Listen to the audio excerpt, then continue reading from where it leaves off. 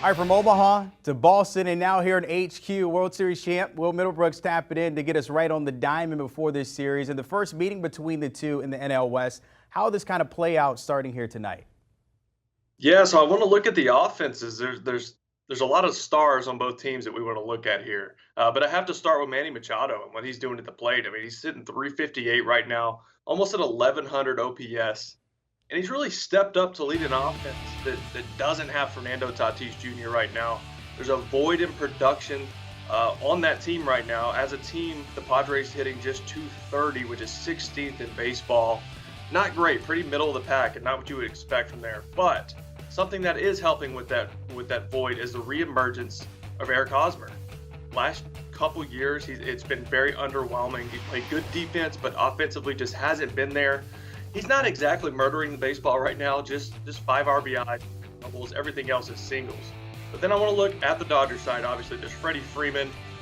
They're getting exactly what they thought they would get when they signed him. Mr. Consistent, hitting 333, plays a ton of good defense, and has solidified himself as a leader in that clubhouse. There's Trey Turner. We know what Trey Turner brings, the speed he can bring to that clubhouse and to that lineup.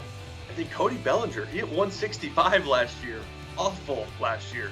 He's hit 279, a couple homers, and playing a lot better. But here's the negative. Mookie Betts, hitting 178. All right, 0 power output. This is a former MVP candidate, a former MVP. Just 2 doubles, no homers, 3 RBIs. His OPS plus is 51. League average is 100 for the average player. And then Max Muncy, something just isn't right here with Max. He's hitting 128. His bat speed just looks completely different than it ever has. He's always controlled the strike zone really well. But looking at his swing, it looks like he's almost fighting injury, something physical. I can't quite figure it out. But those are 2 guys that definitely will need to pick it up for the Dodgers. Bats are still asleep. Don't worry, it's still early in the season for the Dodgers. They will get cooking at some point. Blue Jays here. You had a chance to watch them last night against the Red Sox, taking on the Astros in the American League. Their bats are pretty good. What could we see between these 2 squads here? Yeah, it's really easy when you're talking about the Blue Jays playing anyone to focus on that offense because Vlad, Bichette, Springer, the list goes on, and they can just absolutely mash. But when I'm looking at this series versus the Astros, I want to look at the pitching a little bit. And I'm going to start in game 1 with the Astros starter, Justin Verlander. I mean, he's 39 years old. He's coming off Tommy John. We didn't know how he would bounce back from that. Well, through 2 starts, he has under a .7 ERA, 15 strikeouts to just 3 walks. He's pitching like a Cy Young candidate right now, which they need because that offense is struggling right now. And then for game 2, I'm looking at, over in Toronto side, Alek Manoah, who he's 2-0 with a 1.5 ERA. He was 9-2 with just a 3 ERA last year, but he's been overshadowed by the Cy Young winner Robbie Ray last year. This year, Gosman comes over from San Francisco. Barrios is there. We're not talking about Alek Manoah enough and what he's doing, but I think he handles this Houston offense really well. They're batting just 200 as a team, and that's 27th in baseball. There's no Jose Altuve. He's on the IL with a strained hamstring. So I give the advantage to the Astros game 1, and then game 2 goes right back to the Blue Jays. We'll see how that one pans out. Of course, this one going into Sunday, but of course started with JV on the bump, proving us all wrong at the age of 39, looking good. That one at 8-10 against Ross Stripling between the Jays and the Astros. No longer the Baby Jays, by the way. How about Oakland, Will? When you think about it, they have a fan problem. The latest example on Wednesday, just 3,748 fans in attendance for the Orioles game. I get it, the Orioles. But that was the lowest since 1980. If you're owner John Fisher, it seems like you have a home field advantage or a disadvantage here maybe. You know, there's 2 ways to look at it. Obviously, you want a packed house. You want to be making money as an organization. You want to have that atmosphere at the ballpark that these big market teams have.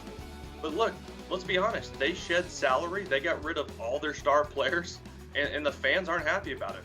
This is them somewhat boycotting the organization, saying if you're not going to give us our stars on the field, we're not going to come watch you play.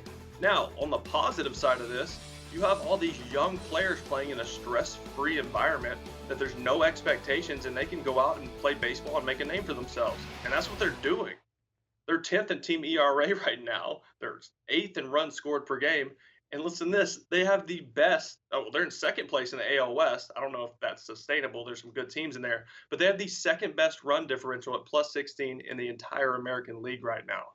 I don't think it lasts, but I do think this is very positive for the younger players to solidify themselves as big leaguers. I'm thinking if I'm a fan too, by the way, like you saw about back there about 6, 7 rows back, why not just move to the front row? Because nobody's there, Will. I'm just saying, take advantage. Nobody's gonna, yeah, exactly. Get a closer look. Exactly. Just it's only one usher. I mean, you don't need that many ushers at a stadium like that. That's that wide open. All right, Will Middlebrooks, as always, my friend. Appreciate you tapping here at HQ. Don't forget that Friday slate. Let's take a look at the games today on tap. The Guardians getting us going at 7:05 against the Yankees. Boo. Yeah, maybe that will carry over. Well, not at home, but everybody else, it will be that case. Red Sox and Rays and Blue Jays and Astros, the two games we talked about, and the Dodgers and Padres renewing that rivalry at 9:40 Eastern Time out west. Do you want a sports network that delivers everything that matters about the game? The highlights, the picks, the instant analysis, no yelling, no fake debates, no politics. Hit the subscribe button and never miss a moment.